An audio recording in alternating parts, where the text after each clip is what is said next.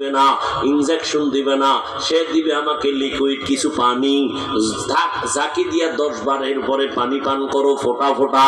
আবার এই রোগী যদি কবিরাজের কাছে যায়, বলে ইনজেকশন ফালায় দে, তেল ভরা পানি ভরা লাগা, পেট ব্যথা ঠিক হয়ে যাবে। আয়ুর্বেদিকের কাছে যাও, সেখানে আবার বলবে সালসা নাও। এক এক ডাক্তার এক এক ধরনের ঔষধ দেয়, কাউকে খারাপ বলা যাবে নি। কেন? বলে উদ্দেশ্যের মধ্যে ভেজাল নাই। খারাপ কেন বলবে? এলোপ্যাথিক ডাক্তারের ঔষধ একরকম, উদ্দেশ্য পেট ব্যথা ভালো হয়ে যাক। হোমিওপ্যাথিক ডাক্তার ঔষধ একরকম, ভিন্ন রকম, উদ্দেশ্য পেট ব্যথা ভালো হয়ে যাক, সুস্থ হয়ে যাক। কবিরাজের ঔষধের ফর্মুলা আলাদা, উদ্দেশ্য আলাদা না। উদ্দেশ্য সব এক, সুস্থ মানুষ অসুস্থ যেন সুস্থ হয়ে যায়।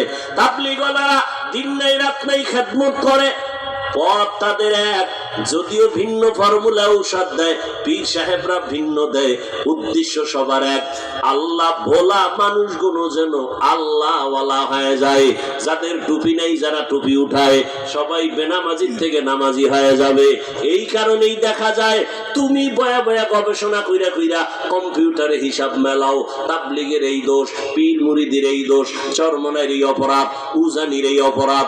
তোমার এই হিসাব মিলাইতে মিলাইতে 40 বছর শেষ।